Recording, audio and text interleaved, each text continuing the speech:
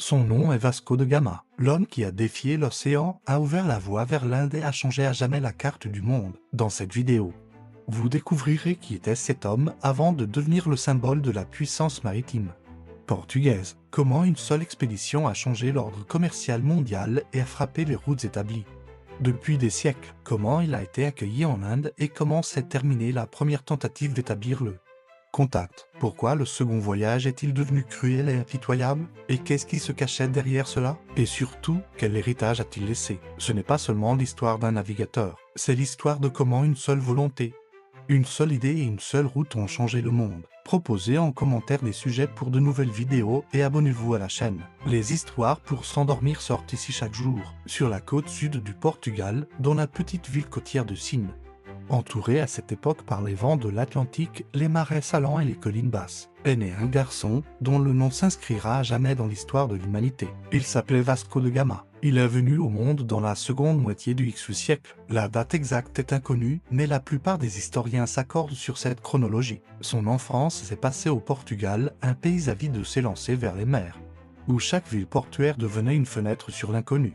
Et chaque nouvelle expédition un espoir de richesse, de gloire et de pouvoir. Le père de Vasco, Estevão da Gema 0100, appartenait à la petite noblesse et servait comme gouverneur de la forteresse de Sines. Ce poste impliquait un pouvoir administratif et militaire sur la région, la protection de la côte contre les pirates barbaresques, ainsi que l'organisation de la défense locale. La famille n'était pas riche, mais respectée. Elle était issue d'une lignée ancienne, bien que pas trop illustre, possédait des armoiries et bénéficiait de la protection de la couronne. Sa mère, Isabelle Sodré, appartenait à une famille affluente, dont les membres participaient activement au service maritime. La famille Sodré a donné au Portugal plusieurs capitaines et navigateurs.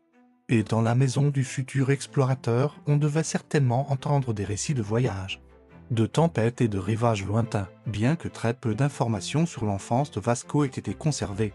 On suppose qu'en tant que fils de noble, il a reçu une éducation correspondant à son rang. Il a appris à lire et à écrire, maîtrisa le latin, l'arithmétique, les bases de l'astronomie et de la navigation. Peut-être a-t-il commencé son instruction à l'école paroissiale de Sinu dans l'un des centres religieux à proximité, puis a-t-il poursuivi ses études à Coimbra, ville où se trouvait l'une des plus anciennes universités d'Europe. L'environnement universitaire, riche en sciences et en débats, lui donna une idée de la mécanique des corps célestes, de la géographie et de la navigation. C'était à cette époque que le Portugal développait activement la cartographie et les écoles de navigation, notamment à Sagres, avec la participation des descendants du célèbre enfant Henri le Navigateur. Mais ce qui influença le jeune Vasco bien plus que les études, ce fut l'atmosphère même de l'époque. Le Portugal, dans sa jeunesse, était un pays où la mer devenait une stratégie d'État. Sous le roi Indy, des recherches actives pour une route maritime vers l'Inde commencèrent, et chaque pas vers le sud le long de la côte africaine devenait un événement. Dans les villes, des navires revenant du sud apparaissaient constamment, chargés d'or, d'épices, d'esclaves et de récits sur de nouveaux rivages. Des cartes apparurent indiquant des terres au-delà du cap de Bonne-Espérance, et des rumeurs sur les riches marchés de l'Inde accessibles par la mer. Vasco grandit dans un monde où l'idée d'un voyage vers l'inconnu cessait d'être un rêve. Elle devenait une affaire de la couronne. La famille da Gama était étroitement liée à l'ordre de Santiago, une fraternité religieuse et militaire qui combinait le service militaire avec la dévotion au christianisme. Le grand maître de l'ordre était le roi Yenyi, ce qui lui donnait une influence politique considérable. C'est par ce lien que la famille de Vasco bénéficiait d'un certain soutien et patronage. Et Vasco lui-même, probablement dans sa jeunesse, portait le manteau avec la croix de l'ordre.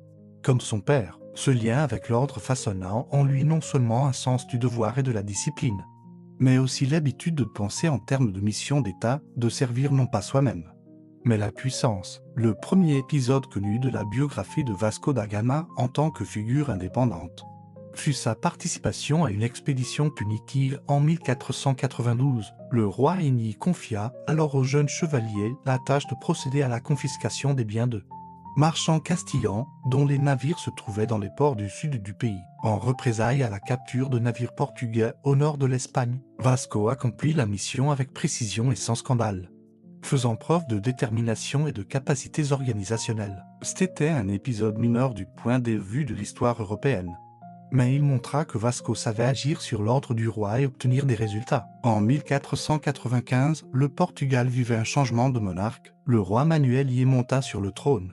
Un homme déterminé à poursuivre la grande œuvre des découvertes commencées par ses prédécesseurs. Les plans pour atteindre l'Inde par la mer devenaient de plus en plus concrets. Et au Conseil royal, la question se posait de plus en plus souvent. À qui confier cette mission dangereuse, presque folle? Contourner l'Afrique, traverser l'océan Indien et atteindre le cœur même du commerce oriental. Le nom de Vasco da Gama figura parmi les principaux candidats. À cette époque, il n'était pas encore célèbre, n'avait pas de grand mérite envers la couronne, mais possédait toutes les qualités nécessaires: appartenance à une famille respectée, expérience du service maritime, loyauté envers le monarque, détermination dans les affaires et capacité à diriger les gens. De plus, il n'était pas lié à de grands intérêts commerciaux et pouvait donc agir avant tout comme un représentant du roi et non d'une ville marchande. Ainsi se termina le premier chapitre de la vie de Vasco da Gama, une période de formation, d'accumulation de connaissances, d'apprentissage du service et de la volonté. Il n'avait pas encore quitté l'Europe, n'avait pas encore traversé l'océan Indien et n'avait pas encore négocié avec les rajas. Mais son esprit, son caractère et son expérience étaient déjà prêts à relever le défi dont dépendait le sort de l'Empire maritime. À la fin des années 1490, le Portugal était au seuil d'une grande réalisation. Depuis des décennies, les navires de cette petite puissance maritime avançaient de plus en plus loin le long de la côte africaine. Sous Henri le Navigateur, des écoles de navigation furent fondées et les premières expéditions sérieuses commencèrent. Sous les rois Alphonse V et Igny, on atteignit l'embouchure du Sénégal, du Congo et, enfin, l'extrémité sud du continent. Bartholomé Dia, luttant contre la tempête, doubla le cap, que l'on nommera plus tard Cap de Bonne-Espérance, symbole de l'espoir d'une route vers l'Inde, contournant les intermédiaires islamiques par voie terrestre. Après la mort de Igny en 1495, le trône portugais fut occupé par le roi Manuel I, surnommé le Fortuné. Le nouveau monarque hérita non seulement du trône, mais aussi de l'idée de trouver une route maritime directe vers l'Inde, contournant la Méditerranée et les caravanes arabes. À sa cour se rassemblèrent les meilleurs esprits du pays: cartographes, astronomes, constructeurs, maîtres de navires et même des érudits juifs, expulsés de Castille, dont les connaissances se révélèrent vitales pour la navigation et les calculs précis. L'un d'eux, Abraham Zacuto, compila un almanach astronomique, grâce auquel les navigateurs pouvaient déterminer la latitude en utilisant la position du soleil. Le Conseil royal savait, le chemin ouvert par Dia n'était qu'un début. Il ne s'agissait pas seulement de contourner l'Afrique, mais d'atteindre les côtes de l'Inde, d'y établir le contact avec les souverains locaux, d'y établir le commerce et de revenir avec des preuves du succès. La question de qui dirigerait cette première véritable expédition maritime lointaine fut longuement débattue. Le premier candidat était le père de Vasco, qui avait déjà une expérience du service militaire et administratif. Cependant, en raison de son grand âge ou de sa mort, les informations exactes manquent. Il ne put accepter la nomination et le choix se porta alors sur son fils. Vasco da Gama était à cette époque un homme relativement inconnu en dehors de la province, mais possédait les qualités nécessaires. Au printemps 1497, le roi nomma officiellement Vasco da Gama capitaine-major de l'expédition vers l'Inde. Les préparatifs commencèrent immédiatement. La base principale fut le port de Restelo, situé à l'ouest de Lisbonne. C'est de là que l'expédition devait partir en haute mer. Dans les chantiers navals, on travaillait sans relâche, construisant et équipant les navires, approvisionnant les vivres, fabriquant les outils et renforçant les coques. 4 navires au total furent préparés. Le navire principal était le São Gabriel, sur lequel navigua Vasco lui-même. Son frère, Paulo da Gama, commanda le São Rafael, presque identique en conception. Le troisième navire, une petite caravelle, le Berrio, se distinguait par sa haute maniabilité et était destiné à la reconnaissance et aux communications. Le quatrième navire était un cargo sans nom, destiné au transport de provisions supplémentaires. Il était prévu de l'abandonner ou de le démonter lorsque les réserves à bord viendraient à manquer. La composition de l'équipage était hétérogène. Au total, plus de 150 hommes embarquèrent sur les 4 navires. Parmi eux, il n'y avait pas seulement des marins, mais aussi un prêtre, des soldats, des charpentiers, des armuriers, des interprètes, un barbier, un forgeron et même un spécialiste des instruments de musique. Ils devaient parcourir un chemin dont la longueur n'était connue de personne. Parmi eux se trouvait Pero d'Alenquer, un pilote expérimenté ayant servi sur les routes africaines, ainsi que l'interprète arabophone, probablement un Maure, capturé lors d'une précédente expédition. C'est lui qui devait être le premier intermédiaire dans les négociations le long de la côte africaine. Chaque navire était équipé selon les derniers progrès de la science maritime de l'époque. À bord étaient installés des astrolabes, des boussoles, des quadrants, des sabliers et des cartes détaillées, établies d'après les informations de Dia et d'autres voyageurs. Les provisions furent chargées: biscuits, sel, riz, vin, vinaigre, eau, huile d'olive et des objets pour le commerce: perles, tissus, couteaux en métal, anneaux de cuivre et récipients en verre. Dans des coffres spéciaux étaient conservés les cadeaux royaux pour les souverains locaux: tissus précieux, bijoux, coupes et objets en argent.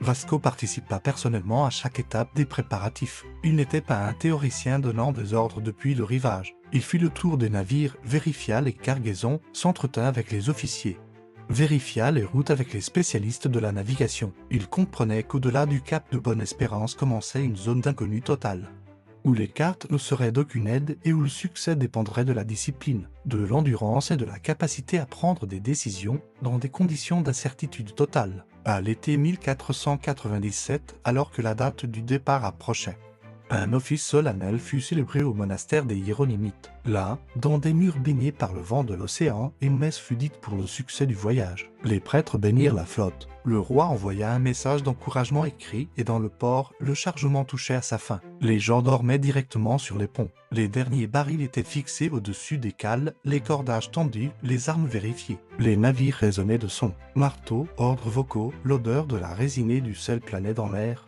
comme un présage du changement à venir. Vasco da Gama se tenait sur le pont de son navire amiral, regardant vers l'horizon, au-delà duquel s'étendait l'Afrique, l'océan Indien et le rêve qui habitait le Portugal depuis plus d'un demi-siècle. Il savait, dans quelques jours, les navires quitteront l'Europe, et tout ce qui suivra exigera non seulement du courage, mais aussi une clarté d'esprit absolue. Ainsi s'achevèrent les préparatifs du voyage qui devait changer à jamais la carte du monde. Le matin du 8 juillet 1497, Lisbonne était en effervescence. Des centaines de personnes affluaient vers le port de Restlo pour voir le départ de l'expédition, qui allait écrire une nouvelle page de l'histoire. Les 4 navires étaient prêts à parier. Sur le Sceau Gabriel, le navire amiral, se tenait Vasco da Gama en armes complètes, avec une expression de détermination contenue sur le visage. Les adieux à la famille et au pays furent accompagnés par les cloches, les prières et le bourdonnement des voix. Au signal du capitaine, la flottille s'ébranla le long du fleuve,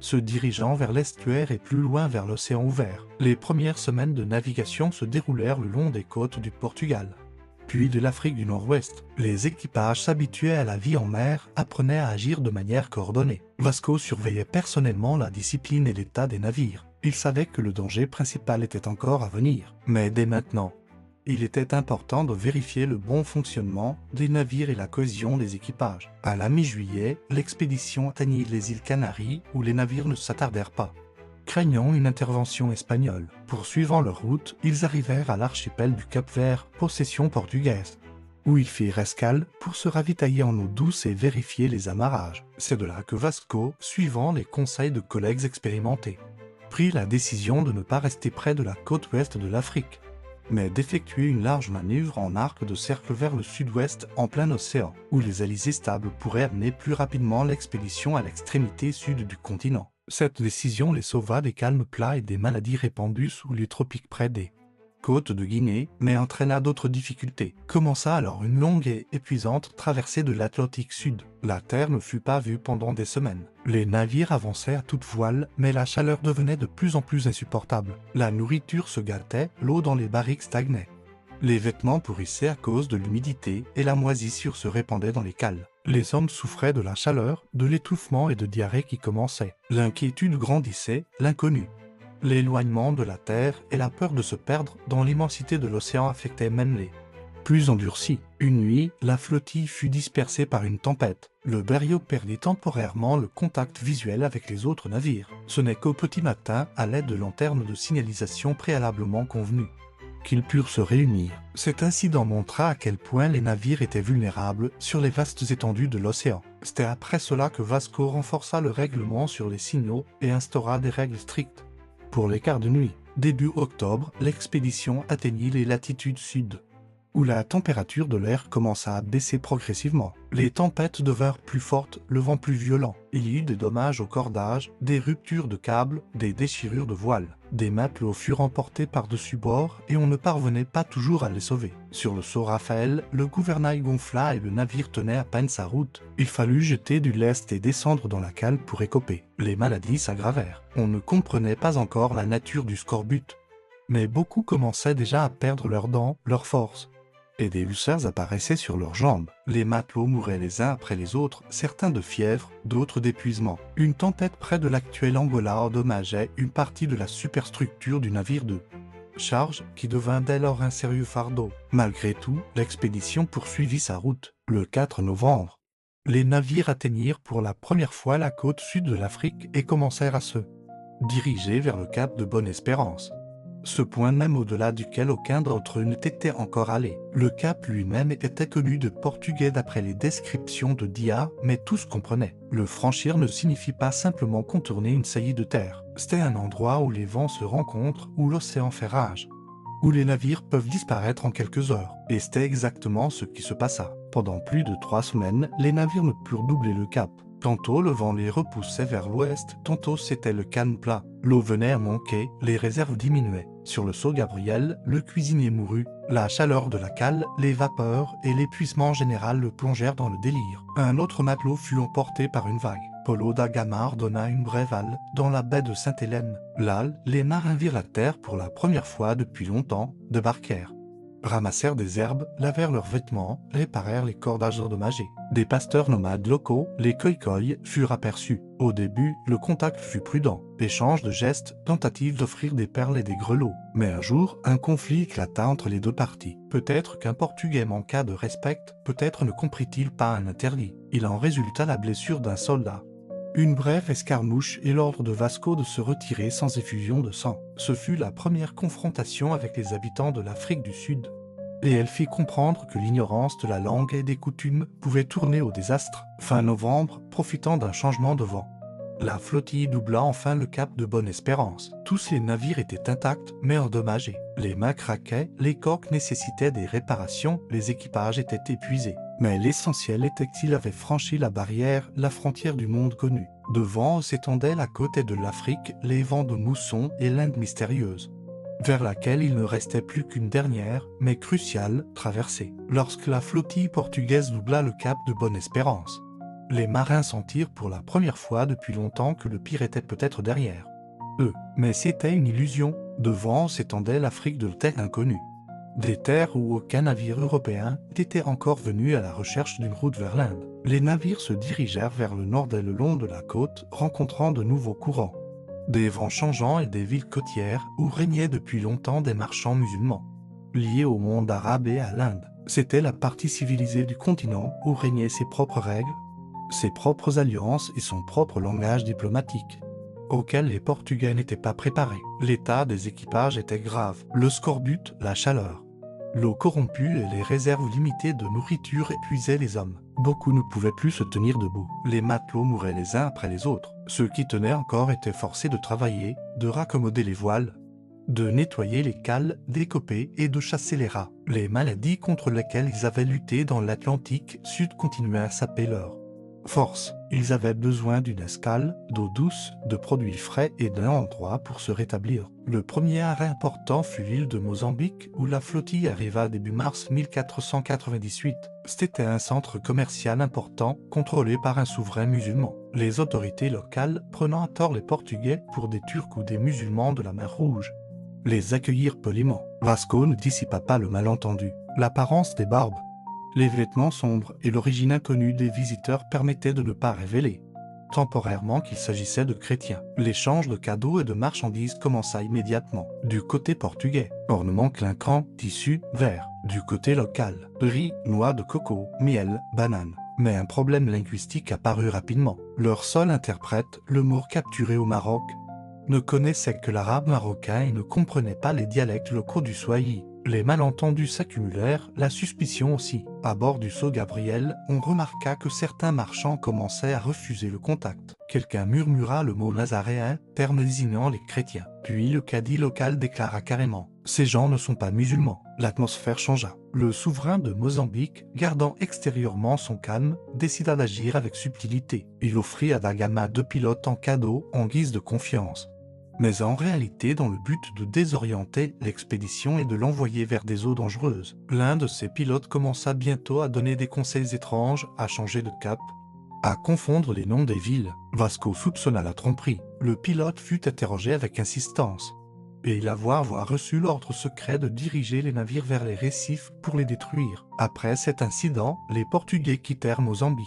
L'objectif suivant fut Mombasa, une riche cité-État avec laquelle les Portugais espéraient établir des relations. Cependant, Mombasa se révéla hostile. On était déjà au courant de l'arrivée de la flottille et on ne l'attendait pas à bras ouverts. À l'entrée du port se trouvaient des bateaux armés. Des avertissements venaient de la côte. La nuit, des inconnus tentèrent de s'approcher des navires avec des torches et des cordes, probablement pour mener un acte de sabotage ou incendier les vaisseaux. Les équipages ouvrirent un feu de semonce avec des arquebuses et des canons. Au matin, il était clair qu'il était impossible de rester. Les Portugais repartirent sans engager le combat. L'espoir ne reparut qu'à Malindi, une ancienne cité en conflit avec Mombasa et à la recherche d'alliés contre elle. Lorsque la flotte approcha de la ville, le souverain local envoya au navire des émissaires avec des dons, des fruits, des tissus, de petits animaux. Les négociations commencèrent rapidement. Da Gama, bien qu'il ne fît confiance à personne, comprit qu'ici on était prêt à le considérer comme un partenaire potentiel. Il débarqua et une cérémonie d'échange de cadeaux eut lieu. En échange de velours et de bijoux, il reçut des peaux de cheval, du miel, des galettes de miel,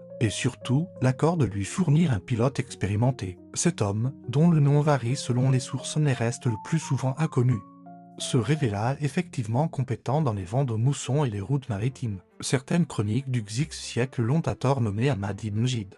Mais les recherches modernes rejettent cette version. Au moment de l'arrivée de Da Gama, ce dernier était déjà âgé et n'avait probablement jamais été à Malindi. Le véritable pilote était probablement originaire d'Inde, peut-être du Gujarat, et se trouvait à Malindi en tant que guide maritime à gages. Il connaissait précisément la direction des vents, des courants et put calculer le moment du départ pour traverser l'océan Indien. Pendant que les préparatifs du dernier effort étaient en cours, les navires étaient remis en état. On répara les cordages, on colmata les coques, on remonta de l'eau et des provisions à bord. Le soleil était déjà haut. Le printemps dans l'océan Indien commençait, et avec lui approchait le temps de la mousson favorable. Un ciel anxieux régna sur les navires. De fatigue, d'inconnu, de peur face à ce qui les attendait au-delà de l'horizon. Vasco da Gama regardait vers l'est. Là-haut, selon les récits, se trouvait l'Inde. Dans quelques jours, la flottille lèverait l'ancre, quitterait Malindi et s'engagerait en haute mer, en direction du rivage où poussaient les épices et s'élevaient les palais des Rajas. Mais que les y attendait-il?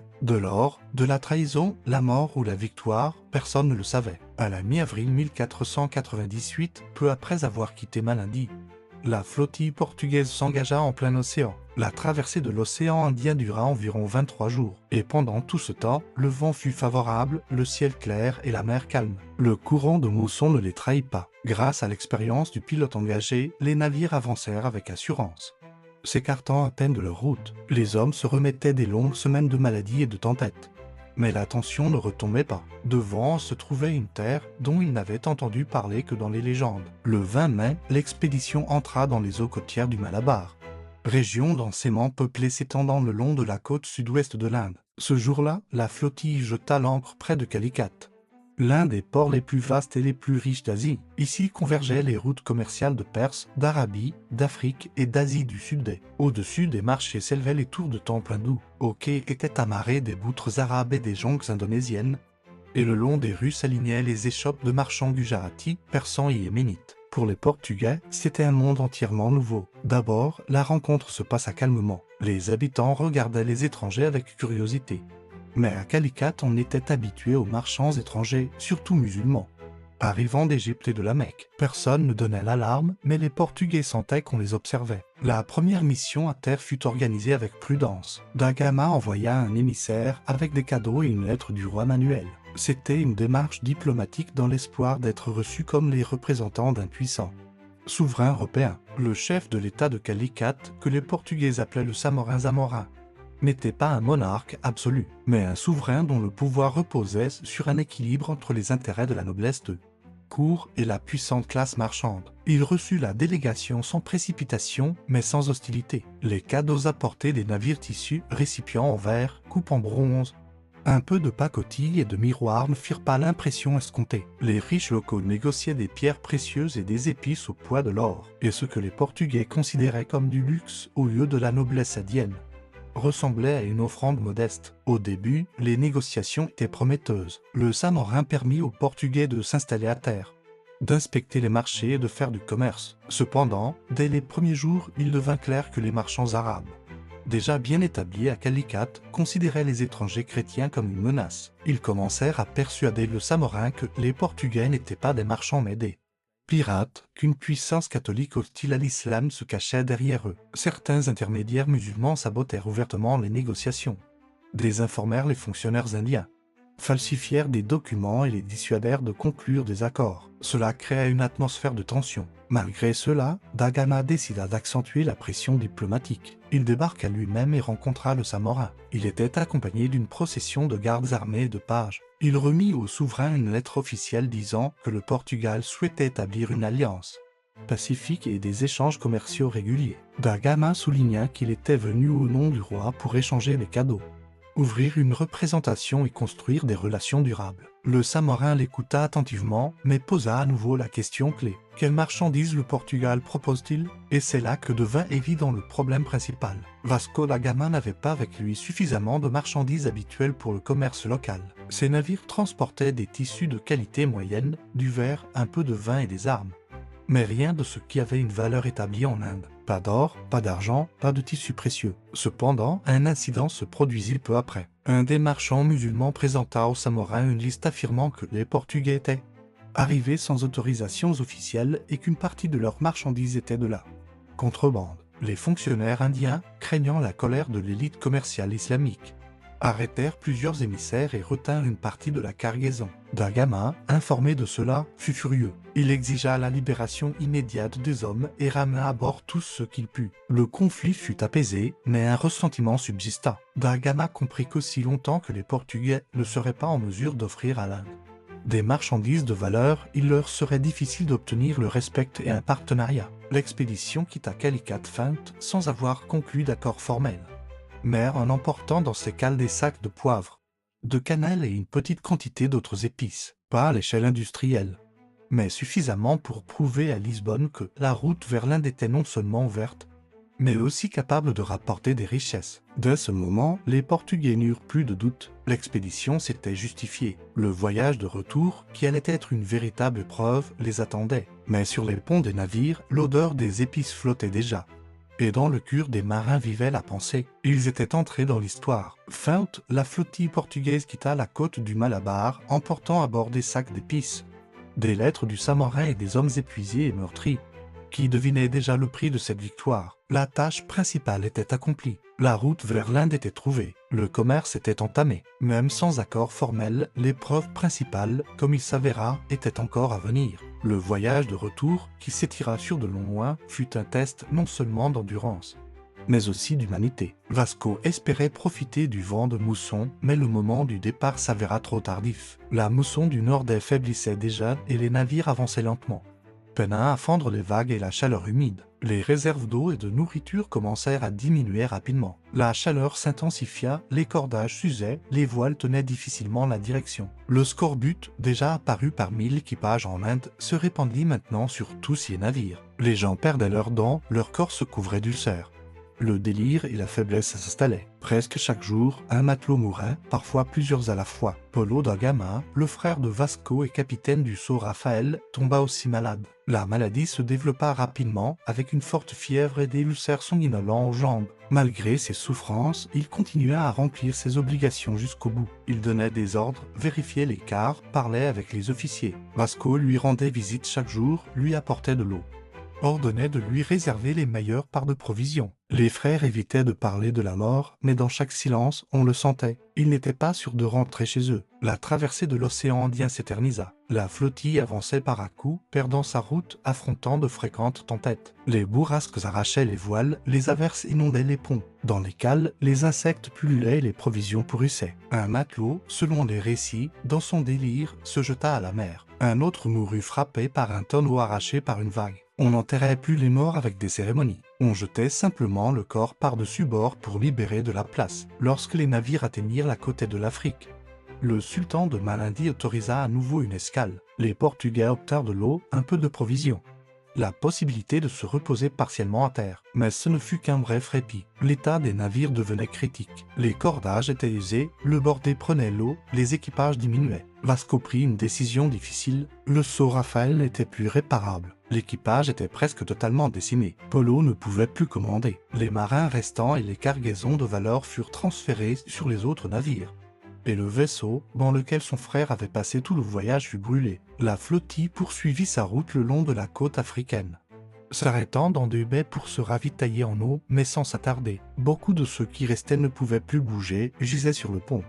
Recouverts de tissus décolorés, le regard vide et une respiration à peine perceptible. Seuls 2 navires parvinrent jusqu'au Cap-Vert, le Sceau Gabriel et le Berriot. Là, Da Gama ordonna de se séparer. Le Berriot partit en avant pour apporter au plus vite la nouvelle du retour. Il atteignit le Portugal en juillet 1499, devenant le premier navire à revenir des Indes par la voie maritime. Et Vasco, avec les marins restants et son frère malade, s'arrêta aux Açores, où Polo décéda peu après. Da Gama lui-même n'arriva à Lisbonne qu'en septembre. Il revenait transformé, amaigri, silencieux, avec des yeux où se reflétaient des dizaines de visages, ceux qui étaient restés en mer. Sur les plus de 170 hommes ayant quitté Lisbonne 2 ans plus tôt, 55 seulement revinrent chez eux. Les autres étaient morts de maladie, dans les tempêtes, avaient été tués ou reposaient anonymement en terres étrangères. Malgré le lourd tribut, le retour fut un triomphe. Le roi Manuel reçut Vasco au palais, écouta son rapport, examina les cartes, regarda les sacs de poivre, les tissus, la céramique, les lettres arabes et les modestes trésors. Il comprit, la route était ouverte, et même si le profit était pour l'instant symbolique, la signification politique et stratégique du voyage était incontestable. Vasco fut récompensé. On lui accorda le titre de don, des terres, une pension, le droit aux honneurs à la cour. Mais la célébration ne toucha pas son cœur. Les récits des contemporains notent que Da Gama parlait rarement du retour. Il se taisait sur la douleur, ne mentionnait pas les morts, ne citait pas de noms. Il avait traversé l'océan, ouvert la voie, subi l'épreuve et était revenu, mais avait perdu à jamais ce qui aurait rendu le retour complet. Ainsi s'acheva le premier voyage maritime portugais vers l'Inde, une traversée qui coûta des efforts incroyables, de la souffrance, des morts, mais qui donna à l'Europe un nouveau souffle. Et à partir de ce moment, il fut impossible de refermer la porte une fois ouverte sur l'abîme océanique. Après son retour au Portugal, le nom de Vasco da Gama devint le symbole d'une nouvelle ère. Il fut accueilli avec les honneurs, reçut un titre, des donations de terres, une pension à vie et le respect du roi. Cependant, lui-même ne montra pas d'exaltation. Fatigué, ayant brûlé un navire, enterré son frère et perdu la majeure partie de son équipage, il connaissait parfaitement le prix de la victoire. La route vers l'Inde était ouverte, mais cette route n'était pas encore devenue une voie de puissance. Les souverains locaux restaient indépendants, le commerce n'était pas établi. Il n'y avait pas d'alliance et le Portugal restait pour l'Inde un inconnu et non une force. 1 an plus tard, le roi Manuel y envoya en Inde une grande flottille sous le commandement de Pedro Álvares Cabral. Son but était d'établir un comptoir permanent à Calicut et de nouer des relations commerciales stables. Cependant, après un succès initial, les Portugais rencontrèrent la résistance de l'élite commerciale musulmane. Bientôt, le comptoir fut détruit et une 60aine d'hommes tués. En réponse, Cabral ordonna de bombarder la ville depuis la mer, détruisant plusieurs navires et entrepôts portuaires. Cette confrontation fut un tournant. Il devint clair que sans force militaire en Inde, les Portugais n'obtiendraient pas de reconnaissance. 3 ans après son retour, Vasco da Gama reçut l'ordre de diriger une nouvelle expédition. Désormais, il n'était plus seulement un ambassadeur, mais un amiral avec des pouvoirs officiels pour utiliser la force. La flotte était bien plus importante, de 15 à 20 navires, parmi lesquels de lourdes caravelles armées. À bord, environ 1500 hommes. Parmi eux se trouvait le fils de Vasco, Estevão, alors âgé d'environ 15 ans. L'expédition partit de Lisbonne en avril. Le voyage jusque Nantes dura environ 4 mois, connaissant la route et s'appuyant sur l'expérience du premier voyage.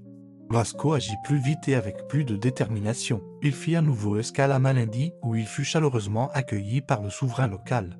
Se ravitailla en eau et en nourriture et obtint des informations fraîches sur la situation sur la côte du Malabar. Là aussi, des pilotes expérimentés, connaissant bien les courants de mousson, le rejoignirent. En Inde, Da Gama se dirigea d'abord non pas vers Calicut, mais vers le port allié de Cananor Canur, où il conclut un accord temporaire avec le Raja local. Cananor était un rival de longue date de Calicut et offrit volontiers aux Portugais une plateforme commerciale. C'est de là que Vasco commença le blocus des routes commerciales musulmanes, capturant des navires arabes, arrêtant les équipages, saisissant les cargaisons. Il se comportait non pas en diplomate, mais en chef militaire, décidé à démontrer sa force avant même d'entamer officiellement des négociations. Ce n'est qu'ensuite qu'il se rendit à Calicut. À son arrivée, Vasco da Gama fut à nouveau reçu à la cour du Samorin, qui exprima sa volonté d'oublier les vieilles rancunes et de rétablir les relations commerciales. Cependant, Da Gama ne faisait plus confiance aux promesses. Il exigea l'extradition de tous les responsables du massacre des Portugais sous Cabral, une compensation complète des pertes, ainsi qu'une autorisation officielle pour construire un comptoir fortifié. Le Samora, cherchant à préserver l'équilibre entre les Portugais et les marchands musulmans, évita de prendre des décisions fermes. Vasco lui accorda quelques jours de réflexion, puis commença le blocus du port. Les navires locaux se rendant à Calicut furent interceptés, leurs cargaisons confisquées. Un incident particulièrement connu est celui d'un grand navire transportant des pèlerins vers la Mecque. Il y avait à bord environ 300 personnes, dont des femmes et des enfants. Vasco da Gama ordonna de capturer le navire et, après le refus du Samorin de céder à ses demandes, de le brûler avec les passagers. Cette action provoqua l'horreur même parmi les compagnons d'armes de l'amiral, et resta l'un des épisodes les plus cruels de l'histoire coloniale précoce. Après cela, Vasco lança un nouvel ultimatum, mais le Samorin, refusant de céder, renforça les défenses côtières. En réponse, les navires portugais ouvrirent le feu d'artillerie sur la partie côtière du port de Calicut. Pendant plusieurs jours, ils bombardèrent les entrepôts, les quartiers d'habitation et les quais. Puis la flottille se dirigea vers le sud, à Cochin, où le Raja local, désireux de s'assurer un soutien contre l'influence de Calicut, offrit aux Portugais un terrain pour un comptoir et autorisa la mise en place d'une garnison. C'était ici que Vasco établit pour la première fois une présence militaire officielle portugaise en Inde. On construisit des entrepôts, des ouvrages défensifs, on laissa des artilleurs et des marchands. Il conclut un traité commercial, échangea des cadeaux avec le souverain et obtint la promesse de livraison de poivre pour la saison suivante. Ce fut le premier pas vers la création de la future structure coloniale. Au printemps 1503, Da Gama entama le voyage de retour. Le retour se passa relativement calmement. Grâce à des escales planifiées à l'avance, la route et les ports connus sur la côte africaine, la flottille évita de lourdes pertes. À son arrivée à Lisbonne, il fut accueilli en triomphateur. Il rapportait du poivre, des tissus et des documents signés par des souverains indiens. Et surtout, la preuve que le Portugal pouvait non seulement atteindre l'Inde, mais aussi lui dicter ses conditions. Cependant, avec le succès, la réputation de commandant cruel et sévère s'attacha aussi à Vasco. Ses méthodes étaient controversées. Les uns le qualifiaient de héros, les autres de bourreau. Il agissait non pas en diplomate, mais en homme convaincu qu'à travers la poudre et le feu, il est plus facile de se frayer un chemin qu'à travers des pourparlers commerciaux. Son second voyage fut un tournant. À partir de ce moment, la politique portugaise en Inde cessa d'être prudente et passa à la coercition directe. Ainsi s'acheva la seconde mission de Vasco da Gama. Il revint non plus seulement navigateur, mais architecte d'une nouvelle réalité, dans laquelle le commerce devint une affaire de guerre, et la route maritime vers l'Inde, la voie de l'Empire. Après son second voyage, Vasco da Gama revint au Portugal en vainqueur.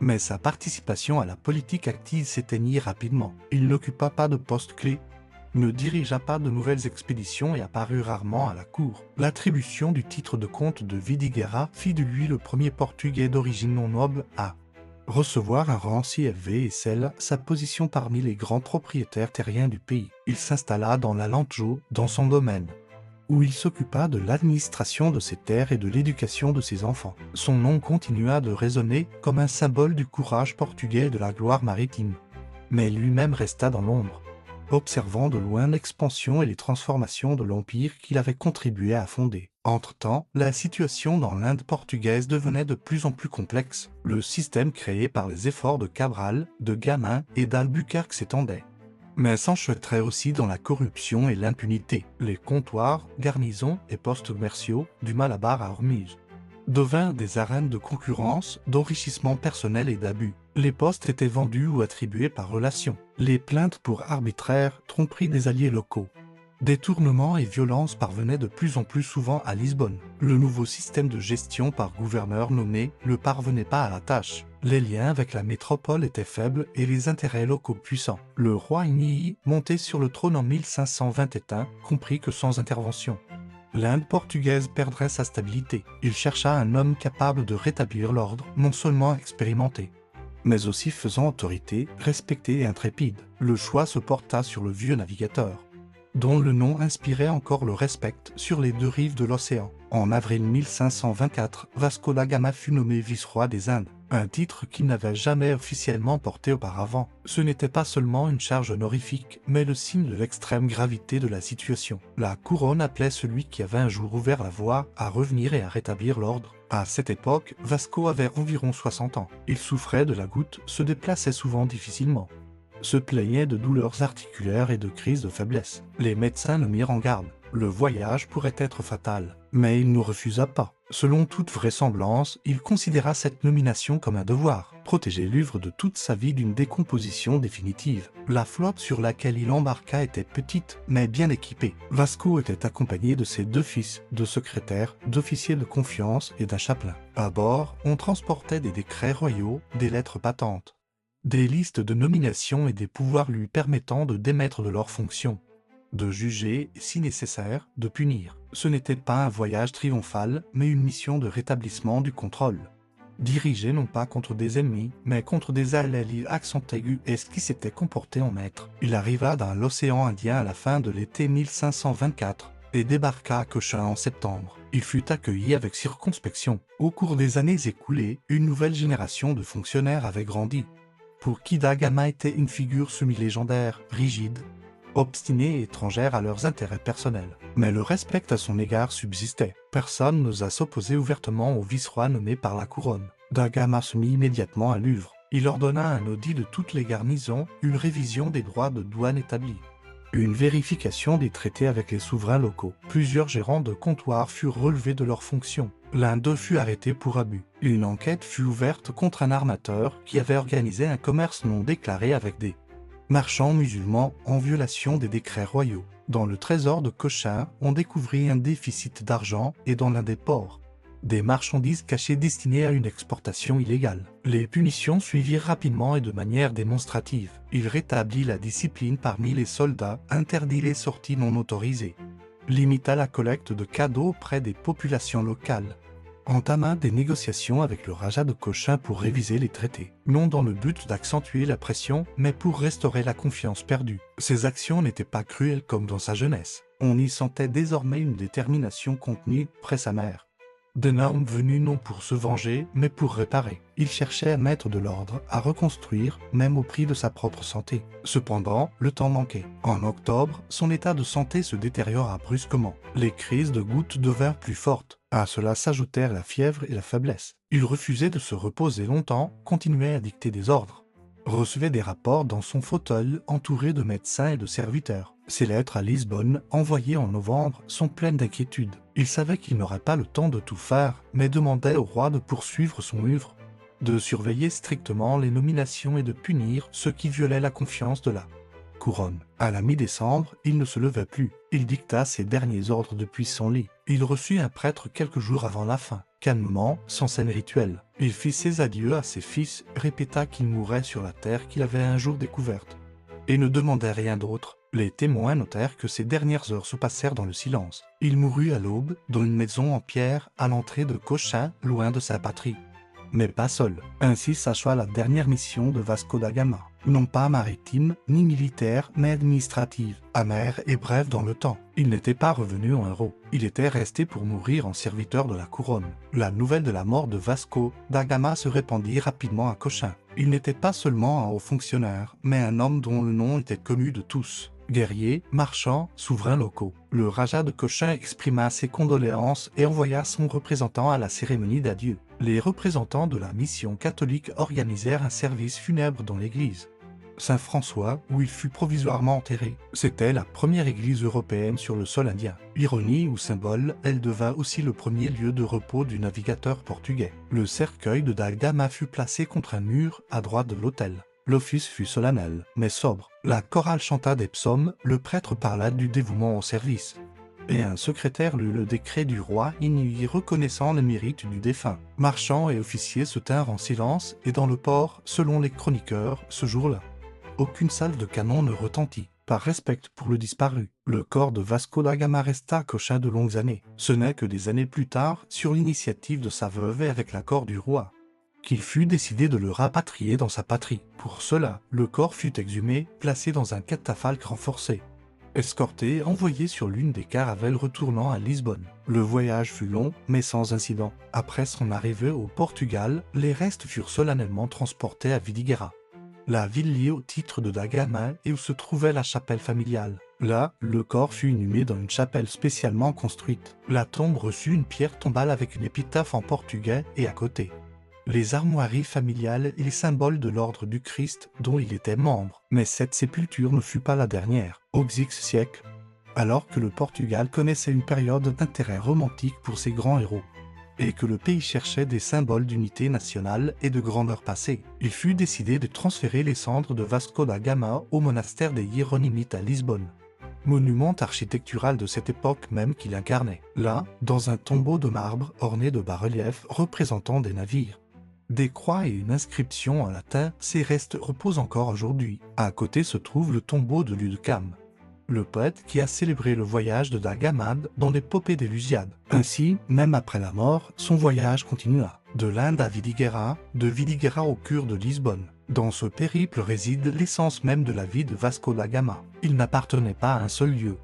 Il appartenait à un monde entier qu'il avait lui-même aidé à relier. Mais en ce jour de décembre 1524 à Cochin, tout cela était encore à venir. Alors, tout ce que virent les témoins, ce fut un homme solitaire qui mourut.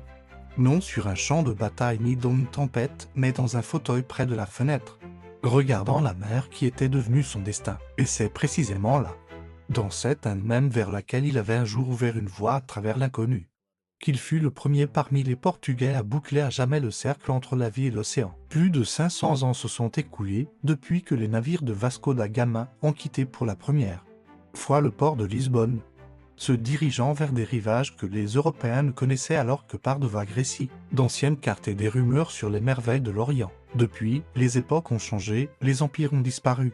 La nature même des voyages s'est transformée, mais le chemin qu'il a tracé ne s'est pas effacé de la mémoire humaine.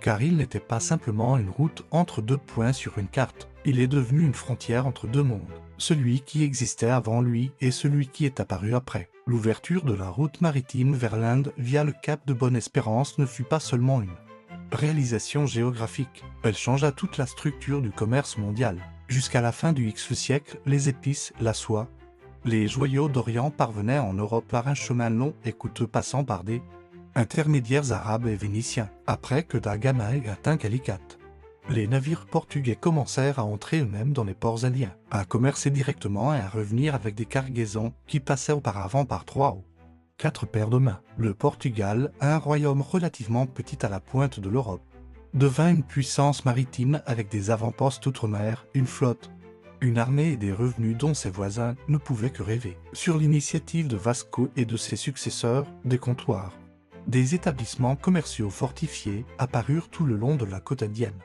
d'où partaient des marchandises et où arrivaient des navires chargés de poudre, de tissus, de vin, de cuivre et d'armes. En échange, ils emportaient des épices, des perles, de la porcelaine, des tissus indiens et bien plus encore. C'était le début de la mondialisation, pas encore politique, mais déjà économique. Cependant, l'héritage de Vasco da Gama ne se limite pas aux marchandises. Sa route détruisit les anciennes conceptions de la géographie. Jusqu'à la fin du Xe siècle, les savants européens s'appuyaient sur les cartes antiques, où l'Inde occupait une place mythique et l'Afrique restait un continent à moitié fermé. Da Gama prouva qu'il existait une route maritime vers le thé qu'on pouvait contourner l'Afrique, sans s'en remettre aux légendes, mais en suivant les étoiles et les calculs. Son voyage fut la preuve que les frontières de la connaissance sont mobiles et que la persévérance peut remplacer le dogme. Pour le Portugal, son nom devint le symbole d'une époque. De son vivant déjà, il était entouré de gloire en tant que navigateur, diplomate, vice-roi. Mais la véritable mythologie se construisit plus tard. Ludecam, le plus grand poète portugais, en fit le héros principal de l'Usiade,